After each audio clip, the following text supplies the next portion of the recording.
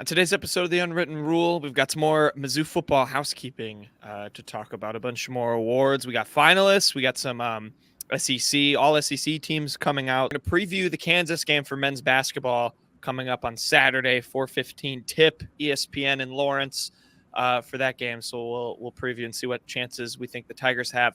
Then we'll do quick hits. We got jerseys, Fantastic Four NFL picks, some hard games this week in the NFL. Shawnee's Maine Birds, and then end with the best thing we learned. So great show for you guys today, and it's all presented by Bet Online. The holiday season is often rolling with NFL in full stride and the NBA and NHL hitting midseason form. And Bet Online remains your number one destination for all your sports wagering info with all the up-to-minute sports wagering news, odds, trends, and predictions. Bet Online is the top spot for everything, both pro and amateur sports. It's not just the big four. BetOnline has info available right at your fingertips with both desktop and mobile access anytime for almost any sport that's played, from MMA to international soccer. So head to BetOnline today and remember to use our promo code BELIEVE, BLEAV, BELIEVE, for your 50% welcome bonus on your first deposit. We used all the BetOnline lines for Fantastic Four picks as per usual, so we'll get to that. So thank you to BetOnline. It's where the game starts, and the Unwritten Rule starts right now. Marcel, where are you going with that disc? You are not putting that on again. Marcel, okay, if you press that button, you are in very, very big trouble. Attention. Everybody stop what you're doing. It's time for The Unwritten Rule, a Mizzou sports podcast brought to you by the Believe Network, alongside Peyton Haverman and Kenny Van Doren. Here is your host, Jack Knowlton.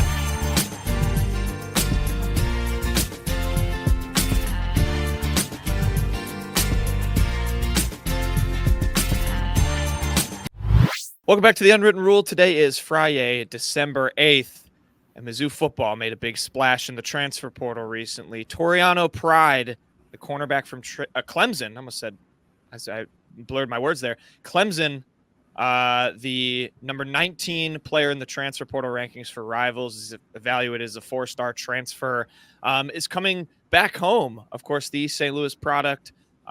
Going back to Mizzou, he's transferred from Clemson. Had a good year his freshman year, 22 tackles, 4 pass deflections, and a pick. Not so good his sophomore year, only 14. I know Clemson had a down year in general. You boys can get into why. But this is a pretty hype transfer for Mizzou football, getting their portal kind of moves started. I know we still have the bowl game upcoming, so it's kind of a weird, how much do you focus on prep for that? How much do you focus on the transfer portal? But we know Eli Drinkwitz is going to be locked in on getting some of these guys. There's like 3,000 players in the transfer portal or something. So, Mizzou's going to have their eyes on a number of them. And to get a hometown kid like this, pretty exciting stuff, and some cornerback depth as well. What do you guys think of this addition? Toriano Pride, a Tiger. Yeah, not cornerback depth. This guy's going to be your probably top corner next year. Toriano Pride, obviously Mizzou pursued him pretty heavily when he first committed to Clemson. I believe they were in his top 3. He was teammates with Luther Burden in East St. Louis. He is only a sophomore. From what I gather from Clemson fans, and by that I mean I looked up Toriano Pride on Twitter and just saw what Clemson fans had to say about him. Nobody seemed to dislike him. Everyone seemed to say he was pretty good. He just got passed up on the depth chart by 2 really talented freshmen at Clemson in Avion Terrell and Shelton Lewis. So just kind of a case of where the numbers game caught up to him, and he found a new home very, very quickly. This is a very good get for Mizzou. I honestly, outside of running back, you could argue corner is the biggest concern, was going to be the biggest concern for Mizzou. They're probably losing both, or they are losing because they've both accepted Senior Bowl invites, Ennis Rakestraw and KAD to the league. So getting he was obviously not everyone's in the portal yet, but he was at the time the number 1 cornerback in the transfer portal, according to 247. So really good get for Drinkwitz. Good feeling too when you see that when he officially enters the portal, he says, "I no more coach contact." I got my decision made. I know where I'm going. I'm going home. Another thing that really just stood out to me, looking more at the current roster for the Tigers, guys that some of these guys are leaving, but there's only one East St. Louis guy, and it's Luther Burden right now. And you think about the history that East St. Louis has had recently, the Tigers trying to get guys from there, Tyler Macon, Dominic Lovett, two guys who have taken their careers elsewhere, but right now, it would just be those two from East St. Louis going forward. I want to point out one last thing for the Clemson to Missouri pipeline. It went from Kelly Bryant to Joseph Charleston to Nick Honor to now Toriano Pride. This farm team out there in South Carolina is doing some good work for the Tigers recently, for the Missouri Tigers, that is. That was a real fun thing to see. I hope there's another one on the way soon so I can add it to my list. Oh, yeah. The Clemson to Mizzou pipeline. Very real. That's yeah, I like that you pointed that out, Kenny, too, with the closing. He closed off his recruitment, so to speak, from contact with other coaches. I thought that was a really encouraging sign. Drinks talked all about locking down these borders, and that includes, we've talked about it enough. Like, we're beating a dead horse at this point of bringing some of these St. Louis kids back. I know we turn to Mookie Cooper often, and so this is just another example of that. My only other note, he might have one of my favorite photos on ESPN, his like little just profile. He's got a bright purple bow tie on, but he's got like a very stone-faced expression. It's very hard to look serious when you have a bow tie on. Like, I think it's very hard to look intimidating when you got a bright purple bow tie on. But he's rocking it. He might have the drip a little bit, but nevertheless, he's got certainly a lot of prowess on the field. Pay, you said he got passed up by a couple players who are really good for Clemson, right? Which is why he didn't have as much statistically as he did his freshman year. Pretty much, yeah. I mean, he kind of just got passed on the depth chart by two very, very good freshmen. It happens. I mean, most Clemson people did not seem to dislike Toriano Pride at all. It just was one of those cases where the roster crunch kind of forced him out. Yeah, natural. So again, Pride, number 19 player right now in the Rivals transfer portal rankings. He's the top guy in terms of players who have already committed to other teams. I know it's obviously very early, but Mizzou taking care of business right away, I think is definitely a encouraging sign. Onward, housekeeping stuff. The coach that obviously did a lot of this work to bring Pride in and did a lot of this work to get Mizzou where they were this year. Eli Drinkwitz is getting his flowers, gentlemen, from the, I guess, wide world of the SEC, media outlets, all that stuff. He was named the AP's SEC Coach of the Year, the SEC Coach of the Year, as voted on by the league's coaches. I don't know if he's allowed. You think he's allowed to vote for himself? I don't know. You think he has to vote for somebody else? Peyton and I had this conversation. We thought it'd be funny if he didn't vote for himself, because it'd be like a Drinkwitz thing to vote for someone actually on his staff when it's like a head coaching thing. It's like Eric Link is a great DJ Smith, unsung hero, co-defensive coordinator and linebackers. Coach, look at that play from those guys. The coaching that they brought to this team. That's what we thought would be pretty funny if he just put in an assistant instead. I think it would have been funny if he we're going to see the voting come out and he just voted for someone who had no chance to skew it in his favor. So it's we got one Sam Pittman vote in there or one Billy Napier vote. And it's all the way down at the bottom. I want them to release the poll of who voted for whom. But anyway, one SEC Coach of the Year. He's a finalist for the Eddie Robinson Coach of the Year award, as well as the AFCA FBA National Coach of the Year award.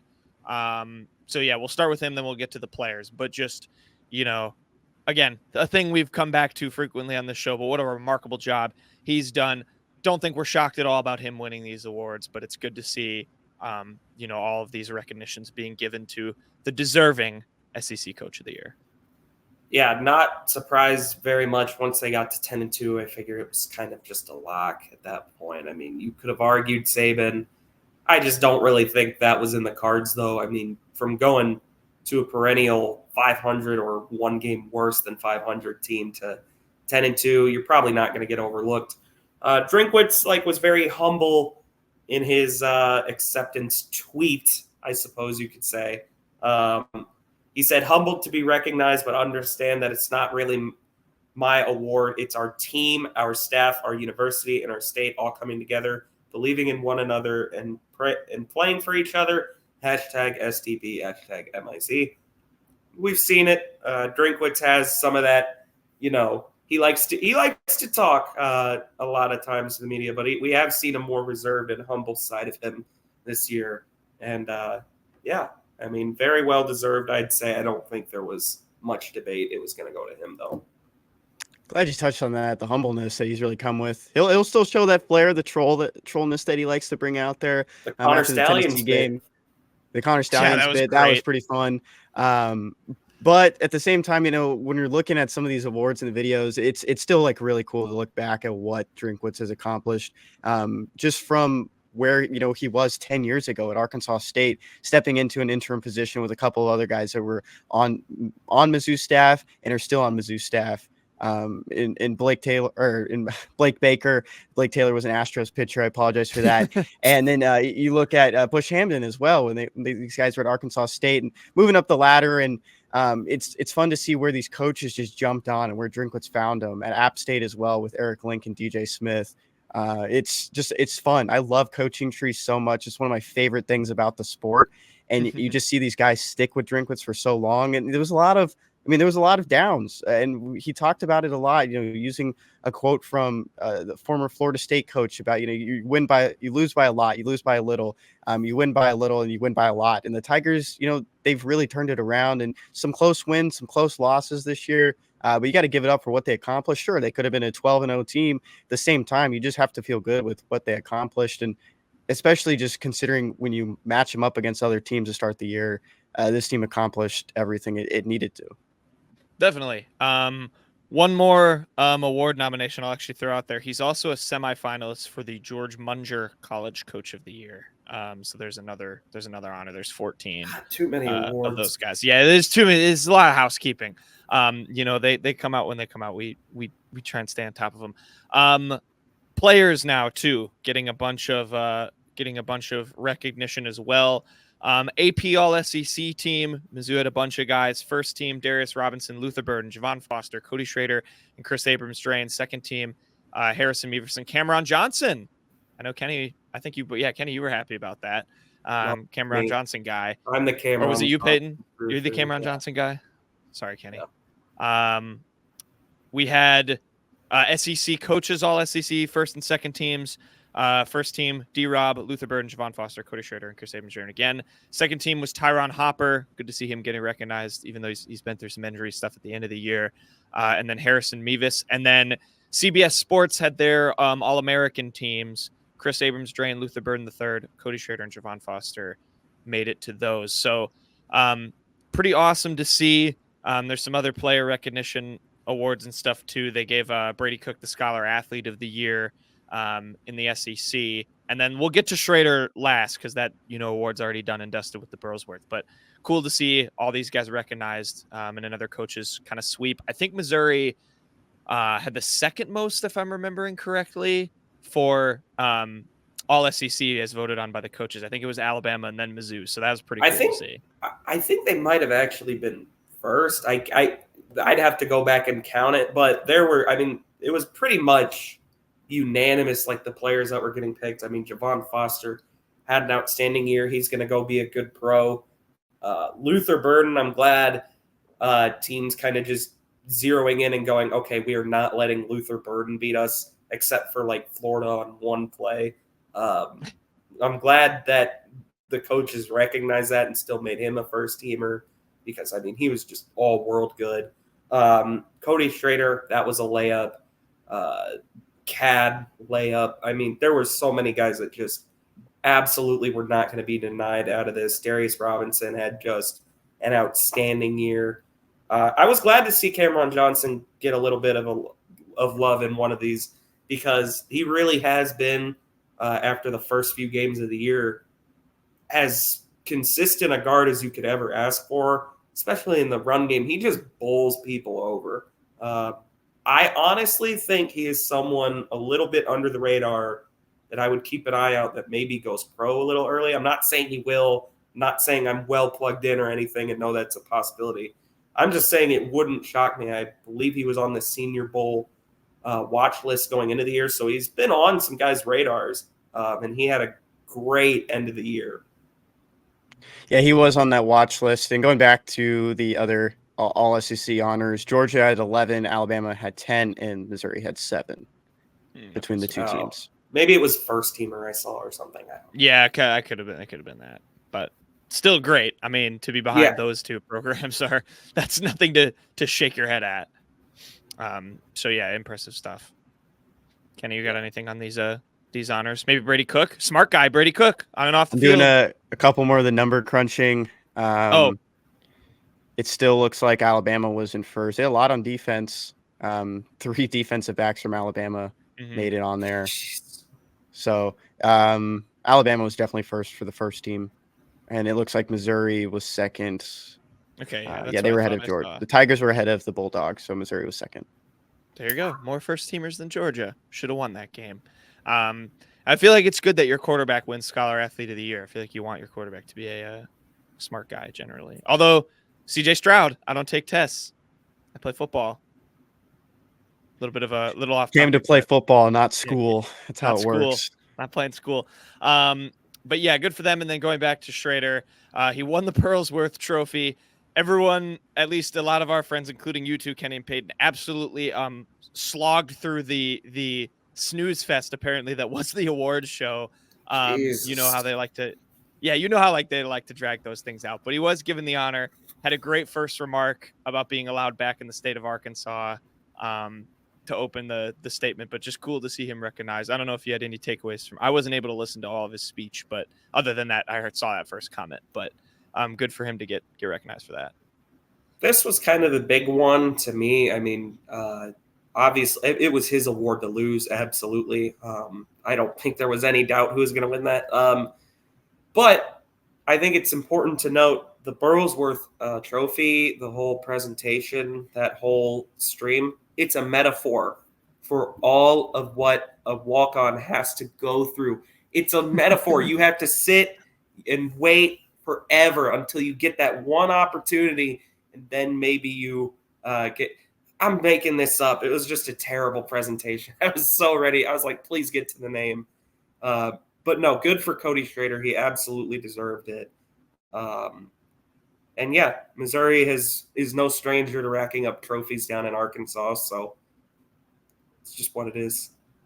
I wouldn't say it was a terrible presentation. You got to look at it like boring. They're trying to give these kids like an opportunity to tell their stories to everyone. And I mean, I don't know the guy from JMU. I don't know his story. I don't know the guy. I don't know Stoops' full story. I know his dad is a big deal, but at the same time, it's just fun. Like it's fun for them. It's not for us at the end of the day.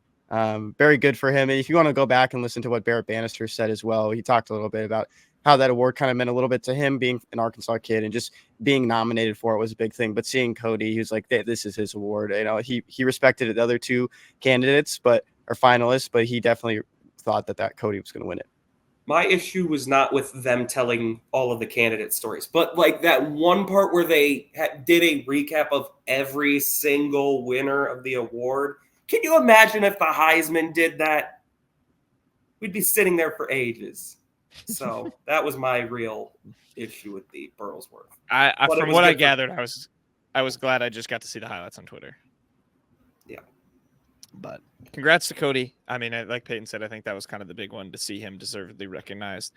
And he's also up for the Carlo Bauer Award for the top amateur sports figure in the St. Louis area. So again, kind of that hometown pride factor in with him. So that'll be cool to see him. I don't know who's up for that against him, but he won it. I'm sure that'll probably be Did he win it? He won it. No. Yeah. Oh, I read that wrong. My bad. So doesn't matter who he was up against because he won it. But take that. Yeah. Take that other St. Louis athletes. Amateur athletes, all the Lindenwood wrestlers. Isn't Lindenwood really good at wrestling? I don't know. I don't go there. I don't remember. But yeah, good for him to get that hometown factor. Good for him to get the Burlsworth Trophy. So Mizzou sweeping all those awards up. Last thing on football, we had 2 more portal entries for the Tigers. We had quarterback Brett Brown, who did not play at all. He's 3 years eligibility. He's in the portal. And then maybe the more known name for sure to Mizzou fans, Demarion Peanut Houston is in the portal as well. If you guys have any thoughts on Houston, especially entering 2 more guys looking for a new start elsewhere. Yeah, Brett Brown, I completely forgot he was on the team, but he's been the big scout team guy for a while, if I'm not mistaken. Kenny can definitely speak more on that. Peanut Houston, he got hurt this year, just kind of got lost in the shuffle. I mean, guys like Daniel Blood, Josh Manning, a lot of the depth was able to see the field. I wasn't very surprised to see Peanut Houston transfer out. When he's been able to play, I mean, he's made plays. I remember the Gasparilla Bowl. He caught a touchdown from Brady Cook on a broken play.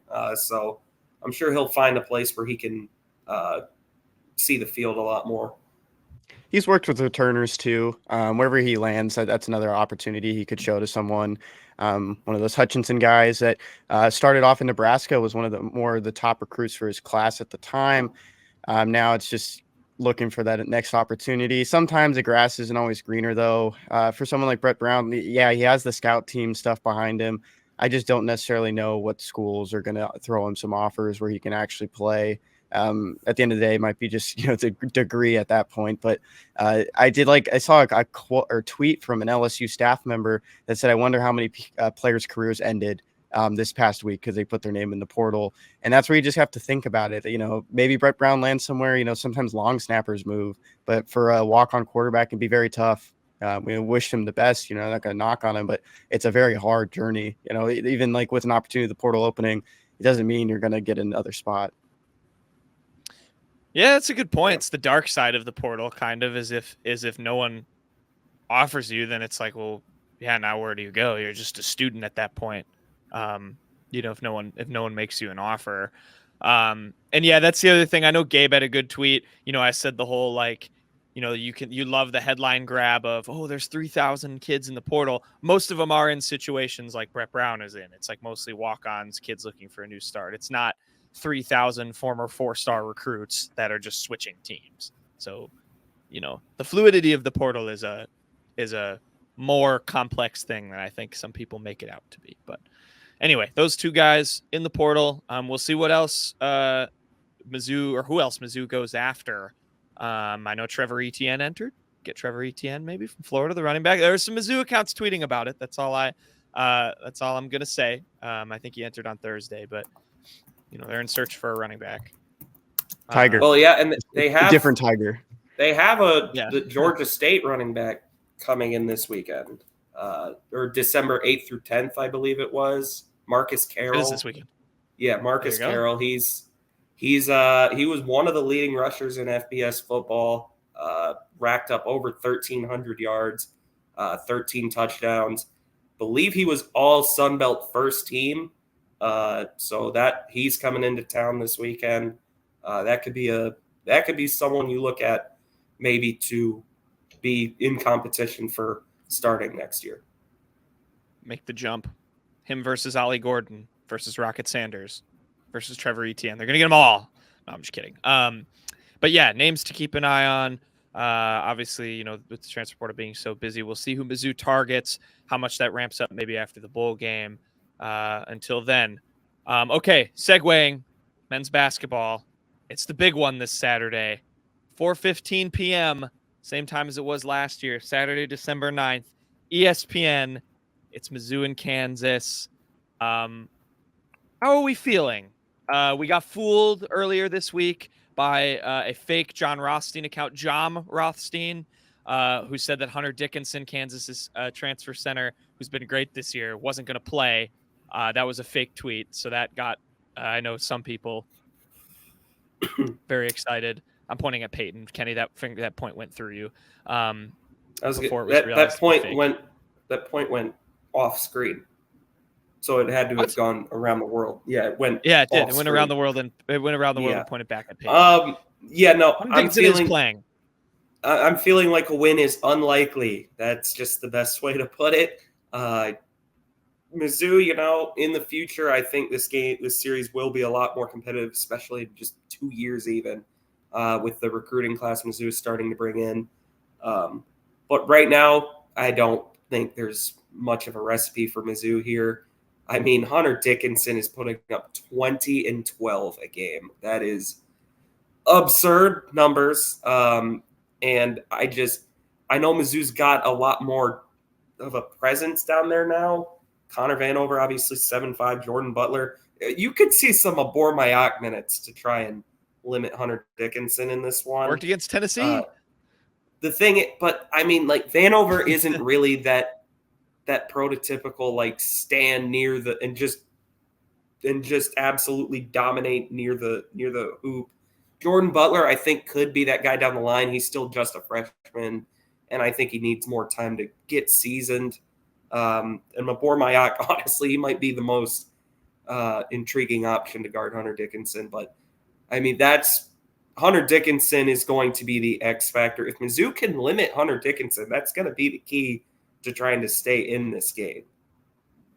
It's going to be weird. I mean, not weird, but it's going to be a good battle of like trying to create different ways of getting rebounds. We know this team has struggled a little bit on the boards, especially defense in the paint against these big men, as Peyton was talking about.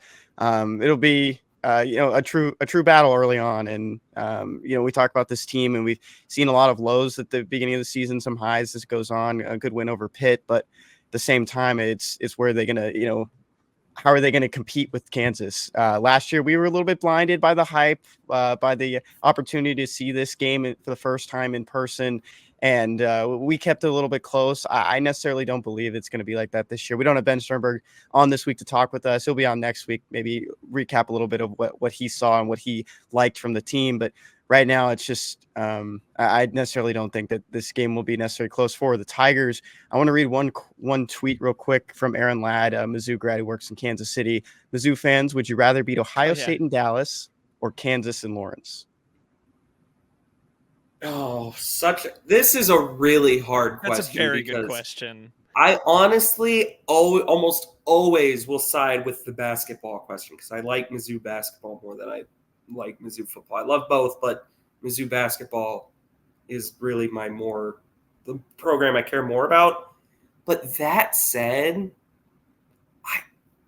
it's in Lawrence. Like, I care less about a win in Lawrence. Like, in Columbia, I think I would probably take the win over Kansas over the win over Ohio State. But since it's in Lawrence, God, this is really tough because a win over Kansas, it would be so huge for the basketball program. It really would.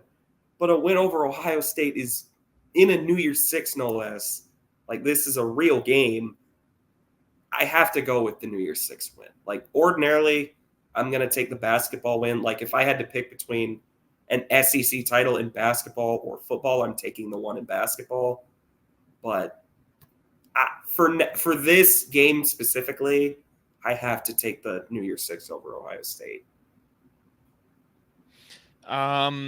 It's that I'm kind of on the same wavelength with Peyton. I think it doesn't help that we'll be at the New Year's Six game. And so to see that win in person, we're not going to be in Lawrence in that building. But I mean, my God, if they can pull off a win there, I mean, I was just listening to I think it was UConn, North Carolina. And so they did a promo, of course, for this game. And they were just talking for like an extra minute about the environment that Kansas has. I don't want to talk it up too much because it's Kansas. They're the enemies, but it's loud in that building.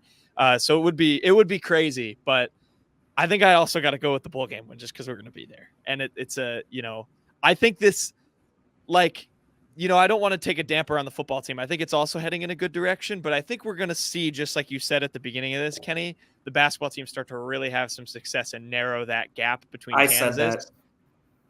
Oh, whatever. You need to get your facts straight. Yeah, sorry. Yeah. Fake, bad journalism. That you said, Peyton, that it's getting closer in basketball. So I think for now I'd take the football win. What would you do, Kenny?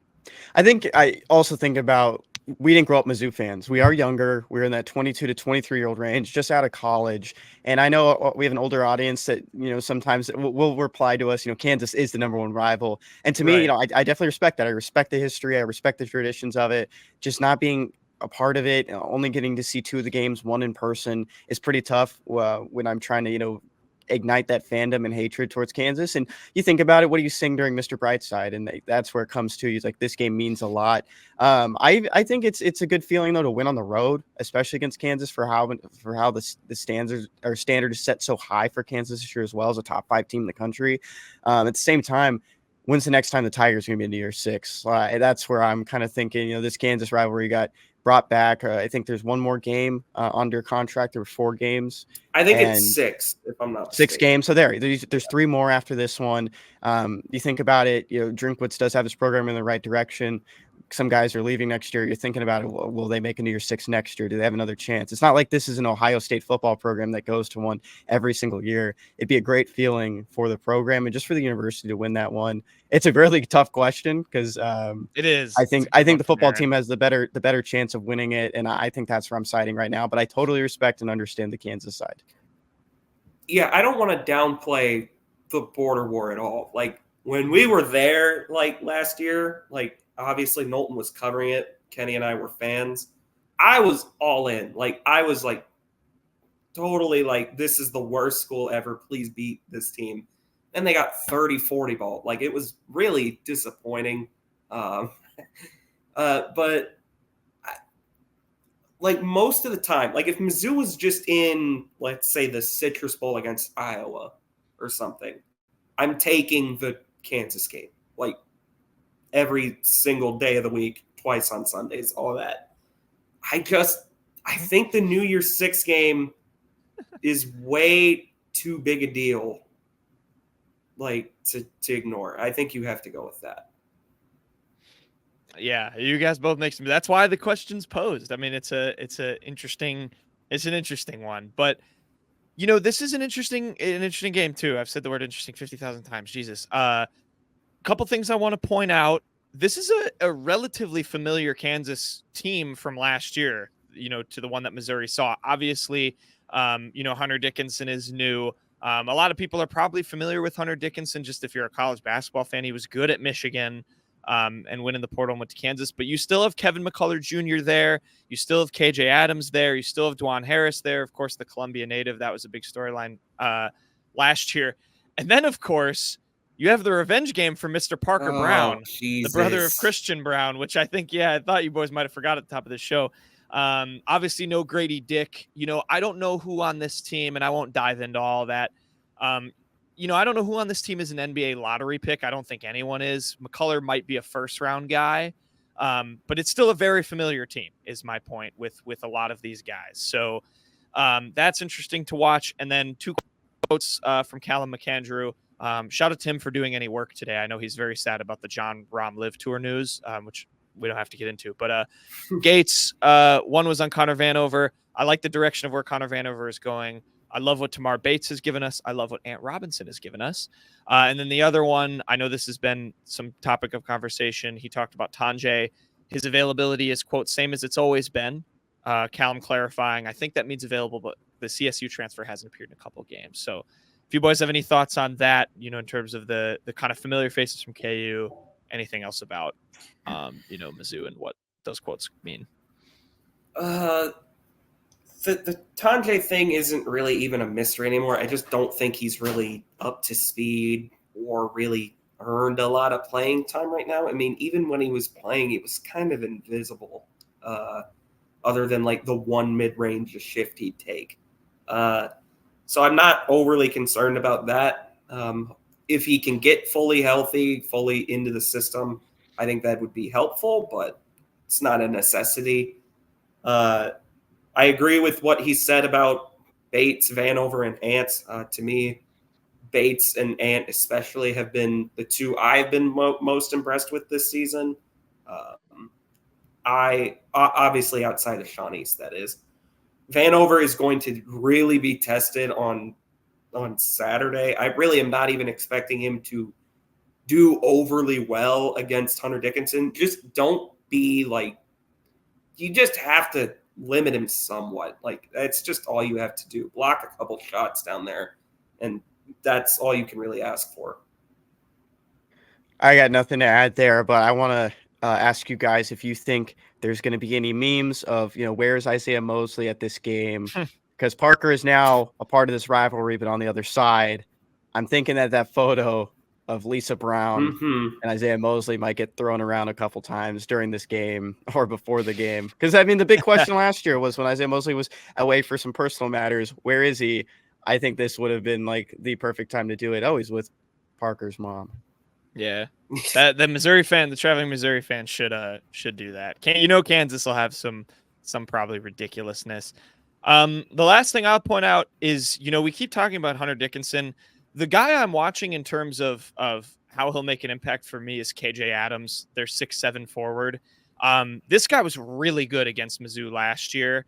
And without, so the starting lineup against Mizzou last year, 3 guys are back. It's Harris, McCullough, and him. And he had 19 points, 6 rebounds. And I thought he was just I remember him being very effective in that game.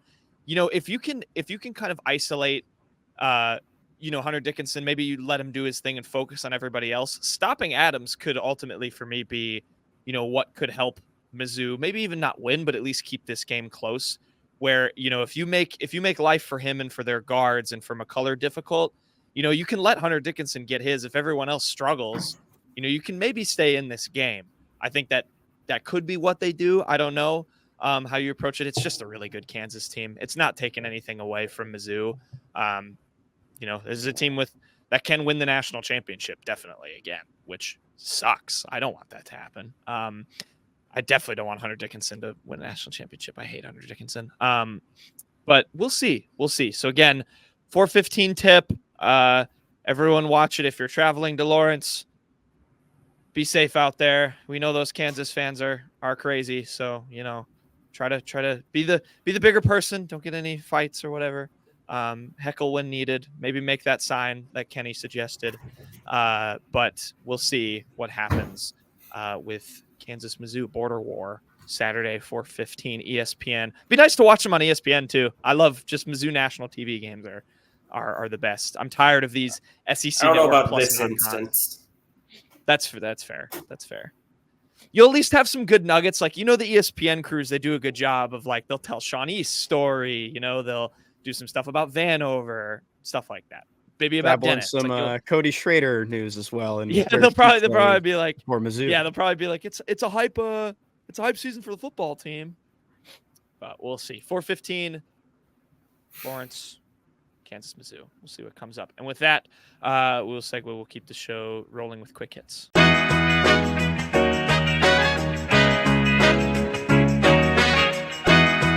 All right, quick hits time. We'll get started with jerseys of the week. Jersey of the week, Kenny. My jersey of the week goes to my former classmate, Axel Congo, who signed with the KW Titans in the CEBL, playing overseas now. Big opportunity for him. We know he went to Eastern Michigan after his Mizzou tenure was over. The class that we took together was a jazz, pop, and rock. Very tough class, I will say that. It was the history of a lot of jazz music from the turn of the century, and it was pretty tough. I'll admit that. I hope he did well. He seemed like a smart guy. He's bilingual. We know that. He speaks some French. He's from France. So I bet Axel's going to have fun going back overseas and trying to continue his playing career. Dude, those music classes are tough. Like they're always the ones you take because you're like, those will be really easy. I just need a filler class. And then you're like, your tests are like, listen to this composition and tell me who wrote it. It's like, what? I want to say one thing real quick. The KW Titans, I thought this was a team in like Britain I was gonna say, or this London. Is it? It's in Ontario. It's not even overseas. So it might be over the seas of the Great Lakes. We know he was in Michigan. The so Great good for him. Seas. He's If it's far continuing his enough, playing career. if it's far enough north, you can go across the Hudson Bay. We're gonna keep it in former Missouri Tigers that we'd like to forget. My jersey of the week is Dejuan Gordon. He now, as I learned last night, plays for UT Arlington, Utah. He has 1,000 points for his career now, so good for him. Eligibility is so screwed up. I could have swore this guy was working a 9 to 5. Now, I don't know how he still has eligibility, but good for him. One of my favorite memories from the really bad 2021-22 team is when he Kenny's doing it, was when Mizzou was playing Arkansas in front of a 3/4 empty Mizzou arena. Mizzou is down 20. Dejuan hits a couple threes and taunts the Arkansas bench with like that gesture, the 3-point, like right at the bench. That's when I really realized, wow, this program really is in the dumps, isn't it? So congrats, Dejuan Gordon. He's in his 5th year of eligibility. Of course, 2 years at Kansas State, his 1 year at Mizzou. Spent last season at New Mexico State and is now with UT Arlington. So that went well at New Mexico State. He might still get a 6th year.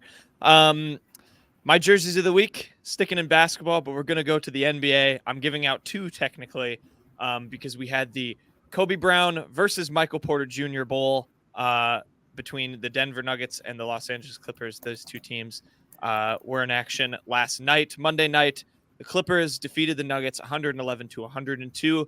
Michael Porter Jr., 18 points, 9 assists, and a block. Kobe Brown off the bench played 17 minutes, had 3 points, 4 rebounds, and assist. Also finished with a plus 17 box plus minus. So not bringing the team down was Mr. Kobe Brown. So we had Kobe versus Michael Porter Jr. Kind of fun to see. I saw a different stat too. I think I sent it to you guys that Mizzou is like one of the only teams that has like 4 like players currently like playing in the NBA or something. It's like not that many, and it's a bunch of blue bloods and then Mizzou. So NBA factory. I think you mean it's just a bunch of blue bloods then. Sorry, you're right. Sorry, it's just a bunch of blue bloods. Just a bunch of blue bloods. Excuse me. No, is Kobe in the rotation now? I mean, 17 minutes is nothing to sneeze at. Yeah, it's not. I don't know because Tucker, Bones Highland, and Amir Coffey, who are also on the Clippers bench, all didn't play, but it was coach's decision. So I don't know why they didn't play. They didn't have injuries, but hey, I mean, he's been doing well in the G League.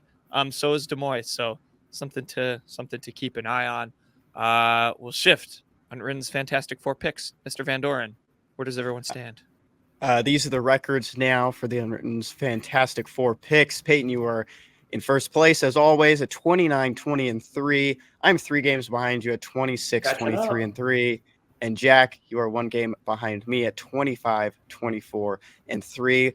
This week, we're going to start with the Colts going to Cincinnati to face the Bengals. Both the backup quarterbacks in this one. Colts coming off a good win against Jacksonville. This game was at Colts -1, got bet down to a pick 'em. Jack and Peyton, you're taking the Colts. I'm taking the Bengals, and I want to tell you why real quick. I'm making this just based off, watching Jake Browning recently. He's playing a lot better football. He's earned himself, an opportunity to be a backup down the line as well, wherever he ends up next. I found this out through a TikTok I watched the other day. Jake, among all active starting NFL quarterbacks as of last week, Jake Browning has the most touchdowns in his senior season of high school. And Jake Browning in his senior season of high school had 91 touchdowns. In his total career in high school, he had 229. 91. I was watching this video. How do you do that? Yeah, it was the top 6, and Kyler was second. And I'm like, who the hell would be first? Everyone knows Kyler Murray was a dog in high school. Like, no one ever stopped him from anything. And then I look at it, and I was like, what? Now I understand why this is being made, because Jake Browning just went off. 91 touchdowns in his senior season of high school. Jesus. I mean, he was a baller at Washington. I did not know that. Took him to the playoff. He was, before this year, the only quarterback to take them to the playoff. That's a crazy stat. Browning has been solid for them. These are the hardest set of picks we've had to make in this segment. I'm going with the Colts just because they've been a surprising team this year to me. They lost Anthony Robinson. Sorry, that is – I got confused there. I just said the first – yeah, my bad. Anthony Richardson, they lost him like immediately, but, I mean, they're in playoff position with Gardner Minshew right now. So Shane Steichen may be a sleeper for NFL Coach of the Year. Yeah, if you don't mind not sneezing when I'm talking, Knowlton, sneeze during your own it was a joke. I said Minshew. Goes 1, 2, 3, not 1, 2, back to 1. But anyways, I'm gonna take the Colts just because they've been a very surprising team this year. Yeah, I honestly picked the Colts because I feel like every time we've had the Colts in this, I've bet against them, and they always seem to win. So this time, I'm switching it up. I'm going for them. Was very happy to see Jake Browning succeed. Isn't there a stat like in the AFC? Isn't it like 7 of the 8? Or like 6 of the 7 current AFC playoff teams are on their like backup quarterback because Trevor Lawrence now is out for Jacksonville and they don't know. And it's like just Mahomes. I don't know. It's some wild stat that, I mean, there's been so many quarterback injuries. It's crazy. Next game.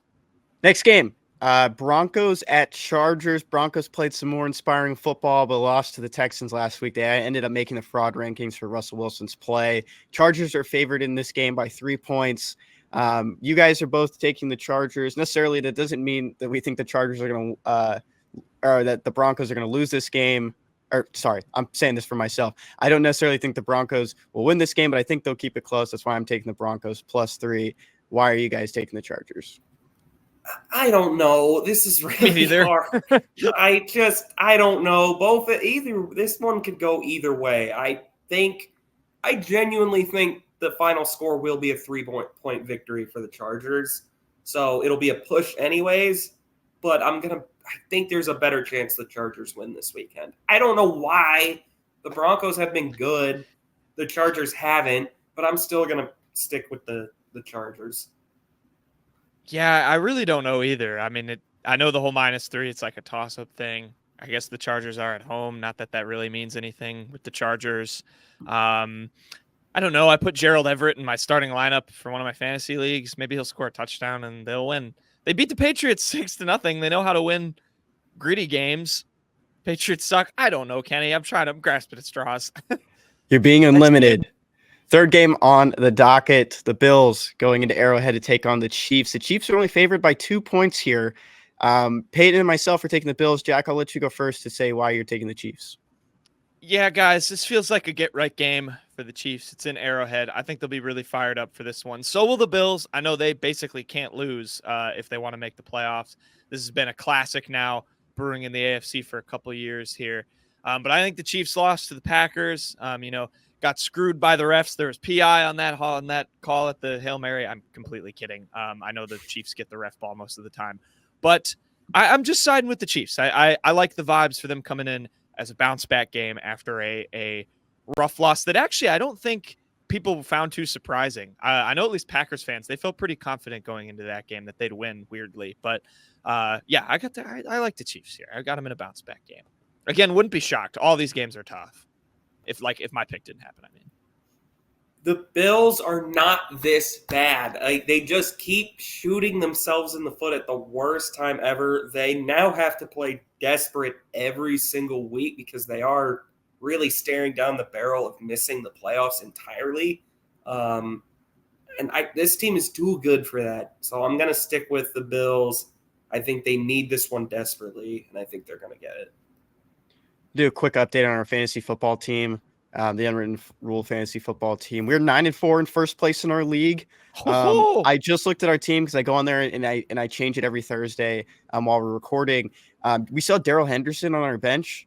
He's not on a team anymore. We should probably cut him. I released him, and I picked up Ezekiel Elliott.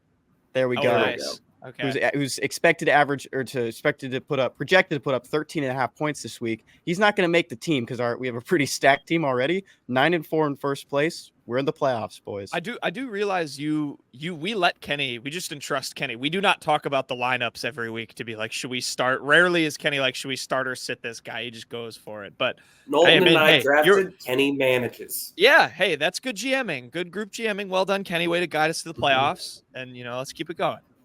Bill O'Brien, if you're listening, that's how you should do it. One more thing. We have 2 quarterbacks on IR. We don't have enough spots to put them on IR. So Joe Burrow is technically still on the team right now, just not on IR. That's where we're kind of sitting. Okay, last game on the docket. Our other one is Kirk Cousins. And then we have... why don't you just cut Kirko? We should cut Kirk because we should keep Joe for the dynasty. CJ Stroud. He's literally the third most valuable. So we have Stroud, Burrow, and Cousins? Yes. Yeah, Cousins is the odd man out there. Yeah, just cut Cousins. What?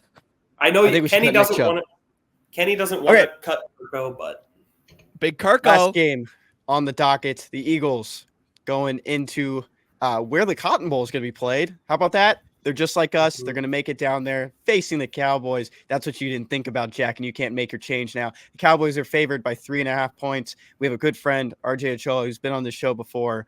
I'm riding with RJ. He brainwashes me to like the Cowboys and not hate him like I was told to, like I was grown up being told to. Peyton and I are taking the Cowboys. Hold up. Weedham boys. Yeah, I forgot about how good they've been at home this year. But you know what? Give me the Birds. They have to bounce back from a loss last week to the 49ers. Some are saying, not the best team in the NFC anymore, overrated. How are you going to respond, Jalen? How are you going to respond, Smitty? How are you going to respond, AJ Brown? I mean, you got to bounce back maybe with a big win in Jerry World. This does make me nervous. If it was at the link, I would be taking the Eagles all the way, but I'm going to ride with them. The Cowboys looked vulnerable at times against Seattle's offense. Philadelphia is as good, if not better, than the Seahawks on offense. And I think they can get it done. I'll believe in the Birds once again this week. But again, all my picks have the same theme. Will not be shocked if they go the other way. I'm in last place. I got nothing to lose. So hard, man. Yeah, I might as well bet against you boys and just see if I can make up some ground. Yeah, We'll see. One last thing here on this game. Yeah. Don't forget that there could be a QB conversation in Philly right now. David Carr went on ESPN the other move day. on. No, was calling for Marcus Mariota to start for the Birds. When David Carr was in Houston, you guys might know this. He was called the car wreck. I think it might have been hit maybe too many times that he's starting to think that Marcus Mariota is better than Jalen Hurts. I don't know. Kind of ridiculous. You could have said that David Carr was your dirty bird of the week just for this.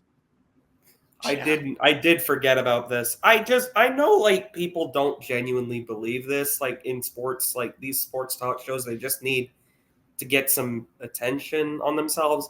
But it has gotten to the point where it's just so ridiculous. And I guess David Carr, maybe what he meant was, they need to get Jalen Hurts healthy right now because if they keep playing him while he's kind of banged up, he's less effective than Marcus Mariota. No, he isn't, man. Yeah. Marcus Mariota right. sucks. Also, to do it against the Cowboys of all teams. You should do this against do it against the Seahawks when the Eagles play the Seahawks. Do it when you have the playoffs locked up. Yeah. Did Marcus Mariota win a Heisman? He won a Heisman, Actually, right? Do not do it when the playoffs are locked up because I have Jalen Hurts on my fantasy team and I'm 11-2. I'm going to need him in the championship. There you go. Yes, Marcus Mariota won a Heisman. Okay, that's what I thought. Sean East, Mr. East, what's the next segment? Oh, wrong one. No, I like no cap, and he's the main bird. Had my wrong Sean East soundboard clip pulled up. Sean East main bird of the week, Kenny. Yeah, too many Sean East sounds on there. Maybe we can add another someday. But my main bird of the week goes to former Missouri quarterback Connor Bazelak, who announced that he's going to be playing in the Quick Lane Bowl. Had an opportunity maybe just to sit out, get ready for a pro career. I remember a couple years ago, Peyton and I were counting the years, if he could stay long enough that he wouldn't go to the NFL after his second year, because we were so convinced Connor Bazelak was the truth. And we saw him on draft boards for the class of, I think it was for the 2023 draft at the time. PFF had him, yeah. PFF had him. Career didn't end up that way, but he has said that he will play in the Quick Lane Bowl against Minnesota. That's pretty cool to see there. I know Peyton loves the Quick Lane Bowl. He was kind of thinking that Mizzou would face Toledo in that game this year, but different former Mizzou guy, Connor Bazelak, Bowling Green Falcon, gets that opportunity this year. Is he a two-glove guy? In this photo, he's got two gloves on. It's cold out. Yeah. That's fair. This is what we need more of. All these fancy, schmancy bowl opt-outs. We need more bowl opt-ins, okay? Connor Bazelak, I applaud you, okay? This means something to the Falcons in Bowling Green. This is something to behold. The Bowling Green Falcons are going to take that trophy. Last year they were in the Quick Lane Bowl and they fell short against New Mexico State. Now they've got a Big Ten team coming to town and they have a chance to do something unprecedented. Take that trophy back to Bowling Green, Kentucky. Go Falcons. I'm pretty sure they're in Kentucky. Yeah. Never forget, I was looking at this the other day. Your 2020 co-SEC Freshman of the Year, Auburn running back Tank Bigsby, Missouri quarterback Connor Bazelak. Never forget. Peyton, main bird of the week. I'm going with Marquette again. I've used Marquette a bit, but I mean, last night in the Shaka Smart Bowl, they put a pretty good beating down on Texas. I just wanted to mention that because, as always, we have to mention when we bring up Marquette or Shaka Smart. Kenny and I saw Shaka Smart's last game at Texas, a loss to Abilene Christian. We were there in person. and he got some revenge last night. He beat down the Longhorns. Yeah. Also, Peyton, you were wrong. It's in Ohio, dummy. Bowling Green. Don't even know you're on Falcons. I thought he was saying that to troll me because we did this one time where he got it wrong, and I thought he was doing it to troll me. So that's why I sent it in the chat. There is a Bowling Green, Kentucky. That's just not where the school is. There's Bowling Greens. There's a lot of Bowling Greens. There's a Bowling Green in Missouri. They have Green. A powerhouse small high school team. My main bird of the week, I'm giving it to the Eagles of NC Central, their men's basketball team specifically. Mostly because I think this team, so this spawned when I was on a broadcast, on an ESPN broadcast. They were playing Virginia, and NC Central has a player by the name of Po' Boy King. And ESPN decided to air a graphic when NC Central was playing Virginia, and it was a Trilly Donovan tweet originally. So Trilly Donovan going big time, making ESPN. He had an all first team all name team, and had Po' Boy King on there. So originally I was just going to do that, talk about the all name team, which there is some fun names on there. I'll pull it up and read that last. But then I was looking at Po' Boy King and the rest of the NC Central roster. They have maybe the weirdest just division of names, combination of either really fun names and really boring names. Which I'm going to read you some. So they have Po' Boy King, Jadarius Harris, which I think is a fun one. Their first guy on their roster is a guy named Fred Cleveland Jr., which that just sounds like, I don't know, maybe just because there's a Cleveland show. It just sounds like a cartoon name. Guy Fauntleroy is also on NC Central. But then they also have players like Terrence Crawford, Devin Gordon, Perry Smith. So I just think they have a very fun combo of names. So for them, they're my main birds of the week. What about Trevin Brazil? Trevin Brazil. No, that's not fun. That's a cool enough. Last name. No. He has fun hair. That's not fun enough. The rest of the all-name team, so there's Po' Boy King from NC Central. There's Rhode Island's Always Right. Utah Tech, Tennessee Rainwater. Georgetown Supreme Cook, and the Wagner Seahawks legend Churchill Bounds is his name. Absolutely so close. Awesome. Yeah, very close to the horse race. Yeah. The horse was from Go Schenectady. Seahawks.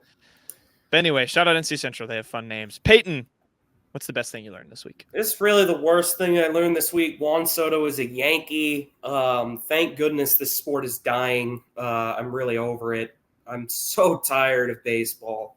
Yeah, the greatest hitter in baseball maybe ever is now a New York Yankee. We can't have anything fun. He should have been a Cub, but he isn't. So Juan Soto and Aaron Judge are in one outfield. Luckily, the rest of the lineup isn't all that, but still. I read a tweet today from a guy I wrote an article about that's just like an Astros fan, and it read to me was, or I guess I'll just say it, what he said. Juan Soto isn't a generational hitter, and he's proven it the last years, and I'm just like, this is ridiculous. I mean, I guess it's just like the bias from the Houston side of it that guy's given off, but man, he's a very good player. Maybe his defense has gone down, but we know he's clutch. We know he's just a swaggy guy that goes up there and hits the ball hard. Big for the Yankees. I think the biggest acquisition for the Padres was the Higster. Higashioka is now a Padre, best backup catcher in the sport.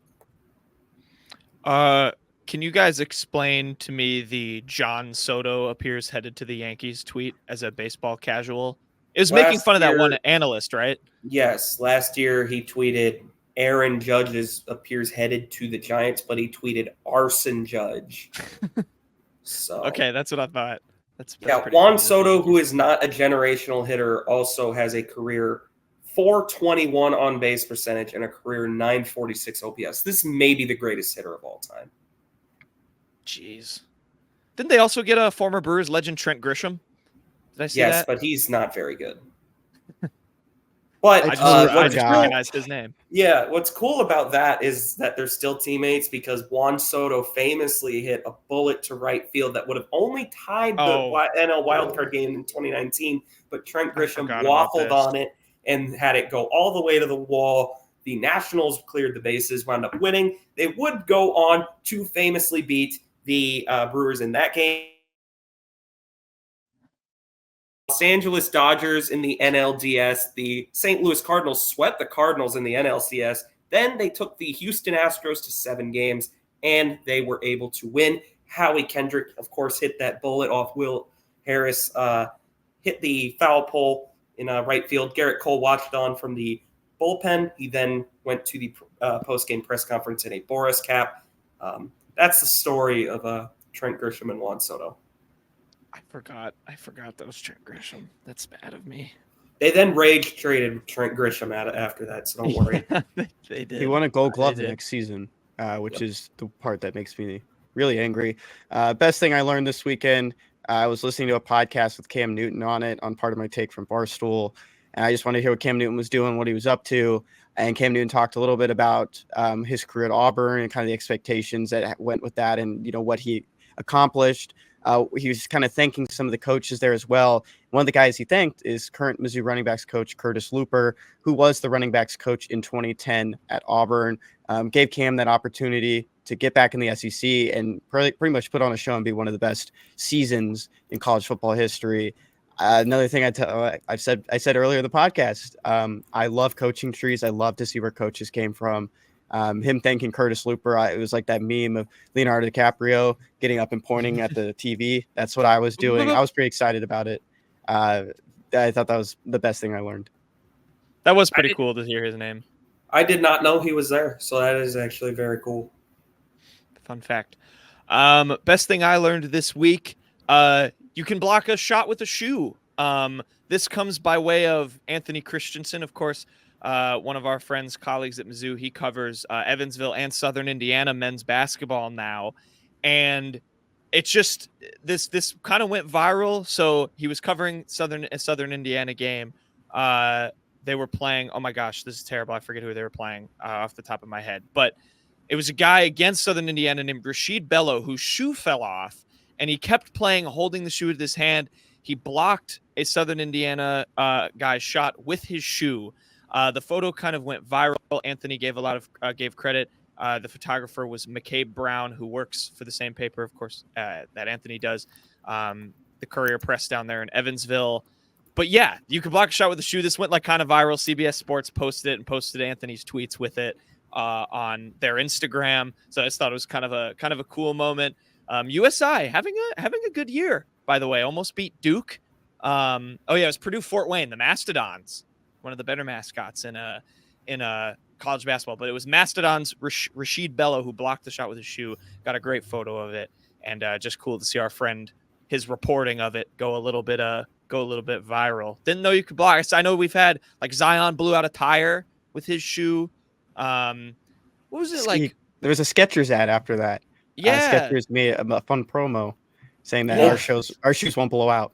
Obama was at that game, and you can see a clip of him going, "Oh, his shoe broke!" Like after Zion's shoe broke. There was the most memorable, I think, shoeless moment for me in NBA was when the Heat were in the finals a while ago, and it was Mike Miller. I think he hit a 3 without a shoe on. He played for like a minute or two with no shoe because the ball didn't go out of bounds. But yeah, shout out Anthony, and shout out that reporter McCabe Brown for getting the photo. Pretty cool viral moment. Okay. They'll just about do it. Peyton, want to find a quick joke? I do have a joke already. Oh, and you know what, Kenny? I did you a favor. I, of course, picked one from our favorite TV series, The Today Show. Our favorite TV show. Guys, I have a great question for you. Or not even a question. This is just a statement. Mm-hmm. Guys, Humpty Dumpty. This comes from The Today Show, by the way. I wonder if Al Roker himself, the best character on the show. He's got to write these. Humpty Dumpty, Nolden, had a great fall.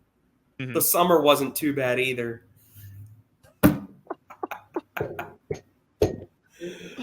Golly, banger after banger. Jokester, Al Joker, more like, is what I'll say. Jokester. Al Jokester. God, that's really good. I love The Today Show.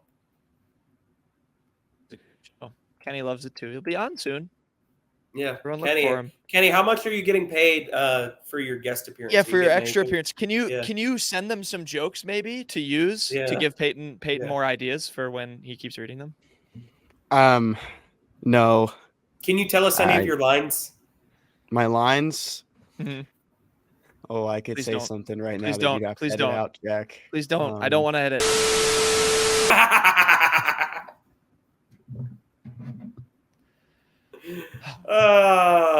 Lost footage. Woo! All right, good show, everyone. We're ending it there. Everyone have a fun and safe weekend. Enjoy the Kansas game. Kenny, I hope you don't enjoy the Kansas game. I hope you have a really bad weekend. That's This is fair. the Unwritten Rule presented by Bet Online. See you guys on Monday.